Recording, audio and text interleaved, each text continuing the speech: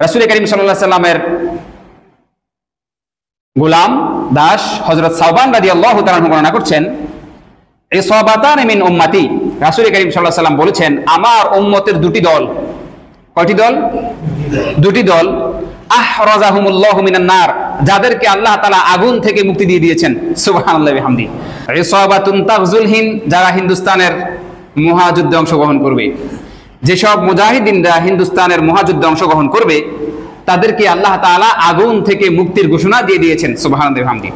2 নম্বর, ওয়া ইসাবাতুন তাকুনু মা ঈসা ইবনে মারইয়াম, এবং দ্বিতীয় মুজাহিদদের দ্বিতীয় দল হচ্ছে যারা ঈসা ইবনে মারইয়ামের সাথে শেষ জামানায় দাজ্জালের বিরুদ্ধে যুদ্ধে অংশগ্রহণ করবে, তাদেরকেও আল্লাহ তাআলা আগুন থেকে মুক্তি দিয়ে দিবেন। সুবহানাল্লাহি ওয়া বিহামদি। সম্মানিত উপস্থিতি, এবং এই হাদিসটাও হাসান।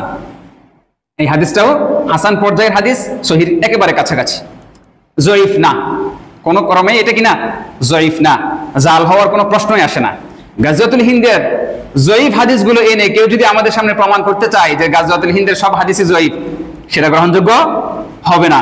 যে সমস্ত জনগোষ্ঠী, যে সমস্ত মিডিয়া এবং যে সমস্ত ফোর্সগুলো ভারতীয় মিডিয়ার সেবাদাস, ভারতীয় রাজাদের সেবাদাস, তাদেরকে সবসময় চাটাকে নিজেদের কর্তব্য মনে করে, তারা এই গাজওয়াতুল হিন্দের হাদিসগুলোকে পর্যালোচনা করে ইমামদের কিছু মতানৈক্যকে সামনে এনে আমাদের সামনে বুঝাইতে চায় যে গাজওয়াতুল হিন্দ হয়ে গিয়েছে।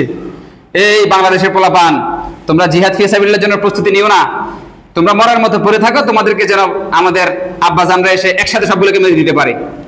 এই কারণে তারা আমাদেরকে কি বুঝায় যে গাজওয়াতুল হিন্দ হয়ে গিয়েছে। 2-1 ইমামের একটা বক্তব্য আছে, সেই বক্তব্যটা আমি আপনাদের সামনে খণ্ডন করছি। খেয়াল করেন, দুটো বিষয়। সর্বপ্রথম, উমাইয়া খিলাফার সময়ে, উমাইয়া খলিফাদের সময়ে, খলিফা ওয়ালিদের সময়ে তিনি হাজ্জাজ বিন ইউসুফ, তার গভর্নর, পূর্ব প্রদেশের গভর্নর হাজ্জাজ বিন ইউসুফের নেতৃত্বে, হাজ্জাজ বিন ইউসুফের ওয়ার্ডারে তার ভ্রাতুষ্পুত্র এবং জামাতা মুহাম্মদ বিন কাসিম রহমতুল্লাহি আলাইহির নেতৃত্বে ভারতের সিন্ধু প্রদেশে সর্বপ্রথম ইসলামের বিজয় অভিযান হয়েছে এবং তারা সেখানে বিজয়ী হয়েছেন। সুবহানাল্লাহি ওয়া বিহামদি। এই যুদ্ধকে অনেকে গাজওয়াতুল হিন্দ বলে দিতে চায়, কারণ এই যুদ্ধকে গাজওয়াতুল হিন্দ বলে দিলে মনস্তাত্ত্বিকভাবে আমরা মেন্টালি ভাবে ফ্রি থাকবো যে গাজওয়াতুল হিন্দ হয়ে গেছে। তো গাজওয়াতুল হিন্দ হয়ে গেলে কি হবে, আমরা আর প্রিপেয়ার থাকবো না, প্রস্তুত থাকবো না, শত্রুরা এসে যে কোনো মুহূর্তে আমাদেরকে ম্যাস কিলিং করতে পারবে, গণহারে হত্যা করতে পারবে। 2 নম্বর বিষয় হচ্ছে কি, আফগানিস্তানের একজন মহান শাসক, মহান সুলতান মাহমুদ গজনবী রহমতুল্লাহি আলাই ভারতীয় এই হিংস্র সন্ত্রাসীদের পূর্বপুরুষদেরকে 1 বার 2 বার না 17 বার পরাজিত করেছেন। সুবহানাল্লাহি ওয়া বিহামদি। কতবার পরাজিত করেছেন? 17 বার। আমরা সুলতান মাহমুদ গজনবী রহমতুল্লাহি আলাইহির উত্তরসূরি।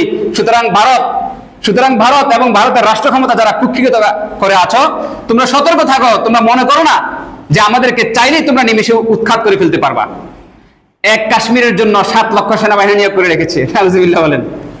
এক কাশ্মীরের জন্য কত লক্ষ? 7 লক্ষ সেনাবাহিনী সেখানে নিয়োগ করে রেখেছে। পুরো দেশে আছে 14 লক্ষ, সেখান থেকে 7 লক্ষ এক জায়গায় রাখা গেছে একটা প্রদেশের জন্য, ছোট্ট একটা প্রদেশের জন্য। কাশ্মীরের সাথে পারছো না, আর তোমরা এখানে মুসলমানদের উর্বর ভূমি, ইমানের পাওয়ারে যাদের প্রত্যেকের হৃদয়ে প্রজ্জ্বল, প্রত্যেকের হৃদয় যেখানে উদ্দীপ্ত, সেই বাংলাদেশের জনতার দিকে নজর দিচ্ছ, ভূমির দিকে নজর দিচ্ছ, অসম্ভব। তোমরা লেন্দুক দর্জির মতো বারবার ওই সমস্ত শাসকদের দ্বারা এগুলো পারবা যে সমস্ত শাসকরা তোমাদেরকে পদলায়ন করে, কিন্তু বাংলার জনসাধারণ কখনো তোমাদের পরাধীনতা কখনো মেনে নেবে না ইনশাআল্লাহ তাআলা। সম্মানিত উপস্থিতি, সুলতান মাহমুদ গজনবী রহমতুল্লাহ আলাই সেই সুদূর আফগানিস্তান থেকে, গজনি থেকে এসে তিনি ভারতে 17 বার অভিযান পরিচালনা করেছেন এবং প্রত্যেকবার বিজয়ী হয়েছেন, তাদেরকে পরাজিত করেছেন। কেন করেছেন? কারণ এটা ইসলামের ফরজে কিফায়া একটা বিধান যে মুসলিম খলিফার উপর, মুসলিম সুলতানের জন্য দায়িত্ব হচ্ছে পার্শ্ববর্তী অমুসলিম রাষ্ট্রকে ইসলামের দাওয়াত দেওয়া। যদি সে দাওয়াত গ্রহণ না করে, তাকে বলা যে ভাই তুই আমার আন্ডারে থাক, আমার বিরুদ্ধে কোনো বিদ্রোহ করবি না, আমাকে প্রত্যেক বছর কর দিবি, আমি তোকে নিরাপত্তা দেব। সে যদি সেটাও না মানে, 3 নম্বর পন্থা হচ্ছে জিহাদ ফি সাবিলিল্লাহ, তলোয়ারের মাধ্যমে, অস্ত্রের মাধ্যমে ফয়সালা হবে। তারা প্রত্যেকবারই প্রত্যাখ্যান করত, তারা প্রত্যেকবারই চুক্তিভঙ্গ করতো। এই কারণে প্রত্যেকবার সুলতান মাহমুদ গজনবী প্রত্যেক 1 বছর 2 বছর পর পর, 1.5 বছর পর পর সেখানে তিনি আক্রমণ করেছেন, তাদেরকে শাস্তি দিয়েছেন, তাদেরকে পরাজিত করেছেন, তাদেরকে নতজানু করে রেখেছিলেন। সুবহানাল্লাহি ওয়া বিহামদিহি। বাংলাদেশেও যদি ইসলামী সরকার থাকে, ইনশাআল্লাহ তাআলা এই ভারতের পরিধি কতটুকু সেটা কখনোই বিষয় না, জনসংখ্যা কতটুকু সেটা কখনো বিষয় না, কারণ সেখানে মুসলিমদের একটি বিশাল জনসমর্থন আছে আমাদের। আমরা ইনশাআল্লাহ তাআলা তাদেরকে পরাজিত করতে, নতজানু করতে সক্ষম, কারণ আমরা হচ্ছি বাবর রহমতুল্লাহ আলাইহির উত্তরসূরি, আমরা হচ্ছে সুলতান আওরঙ্গজেব রহমতুল্লাহের উত্তরসূরি, আমরা হচ্ছে আলমগীরের উত্তরসূরি, আমরা হচ্ছে হুমায়ুনের উত্তরসূরি। তারা এই ভূমিতে দীর্ঘত 800 বছর পর্যন্ত শাসন করেছিলেন। সুবহানাল্লাহ। আফগানিস্তান থেকে এসে, আপনার খোরাসান থেকে এসে তারা অল্প মানুষ পুরো ভারত মহাদেশ শাসন করেছেন, আর আমরা এতগুলো মুসলিম পারবো না, এটা কখনো হতেই পারে না। দুর্ভাগ্য হচ্ছে আমরা আমাদের রাষ্ট্র ক্ষমতায় সবসময় গণতান্ত্রিক জাহিলদেরকে বসায় রাখতেছি। আমরা যদি সেখানে একটা ইসলামী সরকার প্রতিষ্ঠা করতে পারি, তাহলে পৃথিবীর কোনো শক্তি, এই ভারত তারাতে এগুলো তো গণায় আনার কোনো বিষয় না, পৃথিবীর কোনো শক্তি আমাদের দিকে তাকাইতে পারবে না। সম্মানিত উপস্থিতি, আজকে আলোচনাকে অনেকে হয়তো খুব বেশি পড়া মনে করতে পারেন, কিন্তু বাস্তবতা আপনাকে বুঝতে হবে এবং জানতে হবে। ইতিহাসের একটা কথা আছে, আমি যদি অসচেতন থাকি, আমি যদি গাফেল থাকি, আমার শত্রু কখনো গাফেল না। আমার শত্রু যদি গাফেল হয়, ইতিহাস কখনো গাফেল থাকবে না। সুতরাং পরাজিত মানসিকতার অধিকারী ছেড়ে, পরাজিত মানসিকতা ছেড়ে আঙ্কেল টমের থিঙ্কিং প্রসেস থেকে বের হয়ে আমাদেরকে এখনই স্বাধীন চিন্তাধারা লালন করতে হবে এবং স্বাধীন পররাষ্ট্রনীতি আমাদেরকে গ্রহণ করতে হবে ইনশাআল্লাহ তাআলা। সম্মানিত উপস্থিতি, সুতরাং আমরা দুটো বিষয় উল্লেখ করলাম, দুটো ঘটনা। একটা হচ্ছে মুহাম্মদ বিন কাসিম রহমতুল্লাহ আলাইহি ভারত অভিযান, দ্বিতীয় হচ্ছে সুলতান মাহমুদ গজনবী রহমতুল্লাহ আলাইহি ভারত অভিযান। এই দুইটা অভিযান গাজওয়াতুল হিন্দ না, এগুলো হিন্দুস্তানের এক একটি বড় বড় বিশেষ বিশেষ যুদ্ধ, কিন্তু এগুলো গাজওয়াতুল হিন্দ না। প্রমাণ কি? প্রমাণ হচ্ছে রাসূল করিম সাল্লাল্লাহু আলাইহি সাল্লামের মাজমাউজ জাওয়ায়েদে বর্ণিত সেই হাদিসটা, যেই হাদিসে রাসূল করিম সাল্লাল্লাহু আলাইহি সাল্লাম বলেছিলেন যে বাকিয়াতুকুম, হিন্দুস্তানের যুদ্ধের পরে তোমাদের বাকি অংশ দাজ্জালের সাথে যুদ্ধ করবে জর্ডানে গিয়ে। তারা কি জর্ডানে গিয়ে দাজ্জালের সাথে যুদ্ধ করেছিল? কথা বলেন আপনারা। কারণ দাজ্জাল তো তখন আত্মপ্রকাশই করে নাই, আর এমনকি দাজ্জাল এখন আত্মপ্রকাশ করে নাই। সুতরাং দাজ্জাল শেষ জামানায় আসবে, দাজ্জালের সাথে সেই লড়াইটা হবে শেষ জামানায়। সুতরাং এই হিন্দুস্তানের যুদ্ধ বাকি থেকে গেল, এটা আমাদের কাছে পরিষ্কার কিনা? পরিষ্কার। এরপর আসেন দ্বিতীয় হাদিসে রাসূল করিম সাল্লাল্লাহু আলাইহি ওয়াসাল্লাম বলেছেন যে ইসাবাতুন, ওই সম্প্রদায়, ওই মুজাহিদদের দল হচ্ছে উত্তম যারা মা ঈসা ইবনে মারইয়াম, ঈসা ইবনে মারইয়ামের সাথে যারা থাকবে। সুতরাং ঈসা ইবনে মারইয়ামের বিষয়টা এখনো আসে নাই, হযরত ঈসা আলাইহিস সালাম এখনো পৃথিবীতে আসেন নাই। সুতরাং আমরা বলতে পারি যে ভারতের যে সমস্ত সেবাদাস এই কথাটা প্রচার করে গাজওয়াতুল হিন্দ হয়ে গিয়েছে, এটা গ্রহণযোগ্য হবে না, বরং গাজওয়াতুল হিন্দ সামনে হবে। তারা আমাদেরকে আনপ্রিপেয়ার্ড রাখার জন্য এই ধরনের একটা ষড়যন্ত্রমূলক প্রচারণা তারা চালিয়ে থাকে। আমি নিজে দেখেছি এটার ব্যাপারে তারা দলিল নিয়ে আসছে, বিভিন্ন ইমামদের বক্তব্য নিয়ে আসছে যে গাজওয়াতুল হিন্দ হয়ে গিয়েছে, বাংলাদেশি পোলাপান তোমরা জিহাদের নামে জঙ্গিবাদে জড়াইও না। নাউজুবিল্লাহ বলেন। তারা জিহাদকে জঙ্গিবাদ মনে করে। জিহাদ না থাকার কারণে আজকে ভারত আমাদেরকে যখন ইচ্ছা তখন মারতে পারতেছে। আজকে যদি সুলতান মাহমুদ গজনবীর মতো আমরা যদি জিহাদ পরিচালনা করতে পারতাম, তারা কখনোই আমাদের দিকে আসতে পারতেন না। আমি আপনাদেরকে একটি মূলনীতি স্মরণ করিয়ে দিই। আমাদের মহান সুলতান ইখতিয়ারউদ্দিন মুহাম্মদ বখতিয়ার খলজি রহমতুল্লাহি আলাইহি, তিনি একটি মূলনীতি অনুসরণ করতেন। ছোট্ট একটি এলাকার জায়গিরদার ছিলেন তিনি। তিনি বলতেন যে শত্রুর ঘরে সবসময় আগুন লাগায় রাখবা, তাহলে তুমি সেফ থাকতে পারবা। মূলনীতিটা বুঝতে পারছেন? শত্রুর ঘরে সবসময় তুমি আগুন লাগায় রাখবা, তাহলে সে তার আগুন নিবেতে ব্যস্ত থাকবে, তোমাকে নিয়ে ষড়যন্ত্র করার সুযোগ পাবে না। এই মূলনীতিটা আমরা ছেড়ে দিয়েছি, কিন্তু ভারত সেই মূলনীতি বরাবর ভাবে তারা পালন করতেছে। ভারত সেই মূলনীতি বরাবর ভাবে পালন করার কারণে আমাদের কখনো আপনার এই ভাটিয়ারিতে বিশাল এক আগুন বাস্ট হইয়া হাজার হাজার মানুষ মারা যায়, আমরা সেটা নিয়ে ব্যস্ত। বন্যা দিয়ে আমরা ব্যস্ত, আমাদের ওখানে একটা অ্যাক্সিডেন্ট নিয়ে আমরা ব্যস্ত, সেখানে একটা গন্ডগোল নিয়ে আমরা ব্যস্ত, বিভিন্ন কিছু নিয়ে আমাদেরকে সবসময় ব্যস্ত রাখে তাদের গোয়েন্দা সংস্থাগুলো। আর আমরা কি ওই ইখতিয়ারউদ্দিন মুহাম্মদ বখতিয়ার খলজির সুন্নাহ ছেড়ে দিয়ে, রাসূল করিম সাল্লাল্লাহু আলাইহি ওয়াসাল্লামের আদর্শ ছেড়ে দিয়ে আমরা কাপুরুষ একটা সম্প্রদায় হিসেবে বসবাস করতেছি। এখান থেকে আমাদেরকে বেরিয়ে আসতে হবে ইনশাআল্লাহ তাআলা, যদি আমরা স্বাধীন জাতি হিসেবে বসবাস করতে চাই। এই বিষয়ে শায়খ হামুদ তুওয়াইজিরি রাহমাতুল্লাহি আলাইহি বলেছেন, মা রাওয়াহু নুয়াইম বিন হাম্মাদ মিন গজওয়াতুল হিন্দি ফাহুয়া লাম ইয়াকা ইলাল আন ওয়া সায়াকাউ ইনদা নুজুল ঈসা ইবনে মারইয়াম। ইতহাফুল জামা নামক কিতাবের 1 নম্বর খণ্ড 366 নম্বর পৃষ্ঠায় এই কথাটা এসেছে। শায়খ হামুদ রহমতুল্লাহি আলাইহি বলছেন, মা রাওয়াহু নুয়াইম বিন হাম্মাদ, নুয়াইম বিন হাম্মাদের কিতাবে হিন্দুস্তানের যুদ্ধ সম্পর্কে যে কথাটা বলা হয়েছে, লাম ইয়াকা, সেটা এখনো সংগঠিত হয় নাই। ইলাল আন, এখন পর্যন্ত সংগঠিত হয়নি। ওয়া সায়াকাউ, অতি সত্বর সেটা সংগঠিত হবে ইনদা নুজুল ঈসা ইবনে মারইয়াম, যে ঈসা ইবনে মারইয়ামের অবতীর্ণ হওয়ার সময়ে তিনি যখন পৃথিবীতে আবার আসবেন, সেই কাছাকাছি সময়ে গাজওয়াতুল হিন্দ অনুষ্ঠিত হবে।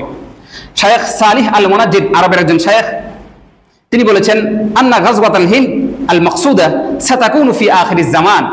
শায়েখ সালিহ আল মুনাজ্জিদ বলেছেন, নিশ্চয়ই গাজওয়াতুল হিন্দের বিষয়ে যে বর্ণনাগুলো আছে সেগুলো যদি সহি হয়, অবশ্যই সেগুলো সহি, সাতাকুনু ফি আখিরিজ জামান, সেটা ঘটবে শেষ জামানায়, সেটা ঘটবে শেষ জামানায়। তাহলে মাহমুদ গজনবী এবং সুলতান মুহাম্মদ বিন কাসিম রহমতুল্লাহ আলাইহির সময়কে যদি আমরা সেটাকে যদি আমরা গাজওয়াতুল হিন্দ বলি, তাহলে তাদেরটা যদি আখিরুজ জামান হয়, আমরা কোথায় আছি? তাদেরটা আখিরুজ জামান ছিল না, আমাদেরটা আখিরুজ জামানের কাছাকাছি। এই বিষয়টা এসেছে ইসলাম সুয়াল ও জবাব নামক তাদের যে ওয়েবসাইট আছে সৌদি আরবের, সেখানের প্রশ্নোত্তর নম্বর 1,45,636 নম্বর প্রশ্নের উত্তরে এই বিষয়টা এসেছে। আল্লাহ সুবহানাহু ওয়া তাআলা এই বিষয়ে আমাদেরকে যথাযথ সচেতনতা অবলম্বন করার তৌফিক দান করেন, আমিন। সম্মানিত উপস্থিতি, আমরা গাজওয়াতুল হিন্দ সম্পর্কে আলোচনা করলাম। আর গাজওয়াতুল হিন্দের এই বিষয়টা আমাদের অনেকের কাছে মনে হতে পারে যে এটা তো একেবারে শেষ সময়ে, এটা আমাদের সময়ও হবে না, আমাদের বাচ্চাদের সময় হবে না, তাদের সন্তানদের সময় হবে না, এরকম আমরা একটা মনস্তাত্ত্বিকভাবে ধরে রেখেছি। এই বিষয়ে বর্তমান পরিস্থিতিগুলোতে আমরা একটু নজর বুলাইতে হবে। এক নম্বর, বিগত দিনগুলোতে ভারতের রাষ্ট্র ক্ষমতায় যে উগ্র বিজেপি হিন্দুত্ববাদী জনসাধারণরা যেভাবে ক্ষমতায় আছে এবং দীর্ঘদিন যাবৎ পর্যন্ত তারা যে ক্ষমতাটাকে দখল করে রেখেছে, বিশেষ করে গুজরাটের কসাই হিসেবে খ্যাত, আমেরিকা থেকে যার ভিসা বাতিল করে দেওয়া হয়েছিল, সেই নিকৃষ্ট নরপশু মোদিকে যখন তারা বারবার নির্বাচিত করছে, আপনাকে বুঝতে হবে যে মোদি গুজরাটের মধ্যে হাজার হাজার মুসলমানদেরকে কি করে ফেলেছেন, গণহারে হত্যা করেছে। সেই মোদিকে যখন তারা রাষ্ট্রনায়ক বানায়, তখন আপনাকে বুঝতে হবে যে তারা শুধুমাত্র একজন রাষ্ট্রনায়কই বানায় নাই, বরং তারা গাজওয়াতুল হিন্দের জন্য প্রস্তুতি নিচ্ছে। দ্বিতীয় নম্বর বিষয়, কাশ্মীর নিয়ে ভারত এবং পাকিস্তানের মধ্যে যে উত্তেজনা, সেই উত্তেজনায় যখনই পারদ লাগবে, যখনই সেটাতে আগুন লাগবে, সেটা কিন্তু গাজওয়াতুল হিন্দের রূপ নেওয়ার সম্ভাবনা প্রবল। এবং তারা বাবরি মসজিদকে যে শহীদ করে দিয়েছে, এই বাবরি মসজিদের প্রতিদান কিন্তু তারা এখনো পায় নাই। বাবরি মসজিদের প্রতিটা ইটের বদলা ভারতকে দেওয়া হবে ইনশাআল্লাহ তাআলা।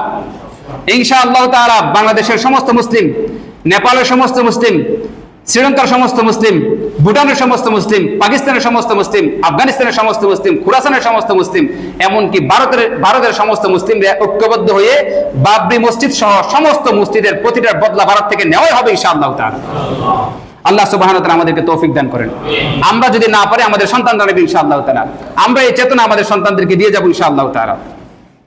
মুসলমানদের সিজদারকৃত একটি জায়গাকে, একটি মসজিদকে কোন পৌত্তলিক সম্প্রদায় নাপাক করবে, সেই সুযোগ কখনোই তাদেরকে দেওয়া হবে না ইনশাআল্লাহ তাআলা।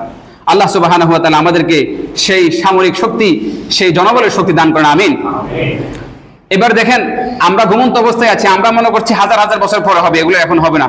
আর তারা আমাদের রাসূল করিম সাল্লাল্লাহু আলাইহি ওয়াসাল্লাম হাদিস কিভাবে বিশ্বাস করে দেখেন, তারা রাষ্ট্রীয় সেবক সংঘ আরএসএস, ইসকনের মতো উগ্রবাদী হিন্দুত্ববাদী সংগঠনগুলো গড়ে তোলে।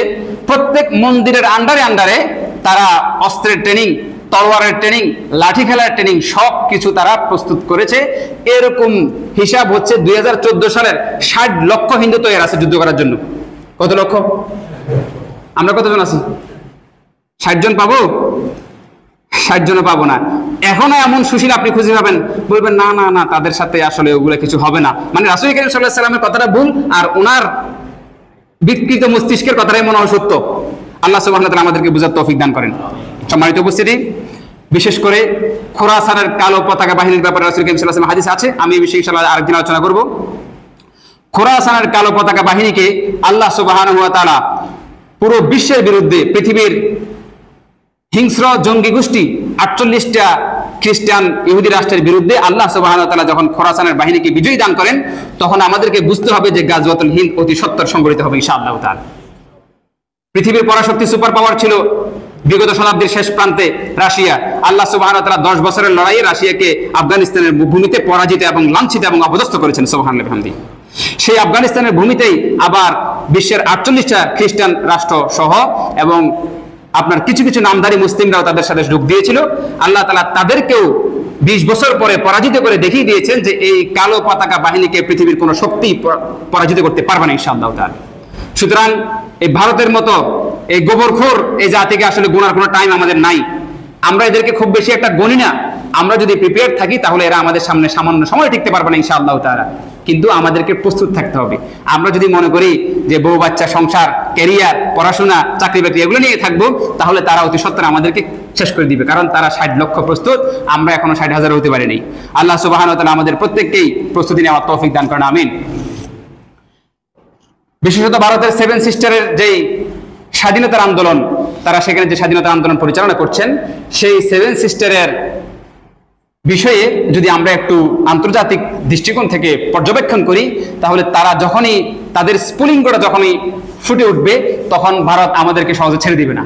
কারণ ভারত তখন বুঝবে যে এটা কোনো না কোনো ভাবে এখানে কি আছে, বাংলাদেশের মুসলিম জনসাধারণ সম্পৃক্ত আছে।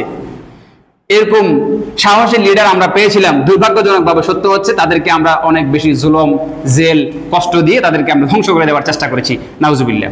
আল্লাহ সুবহানাহু ওয়া তাআলা আমাদেরকে এমন সচেতন, যোগ্য এবং রাষ্ট্রের সেবক, রাষ্ট্রের জন্য প্রেম আছে, হৃদয়ে মায়া মমতা আছে, এমন ব্যক্তিদেরকে আমাদের রাষ্ট্রের দায়িত্ব দান করেন, আমিন।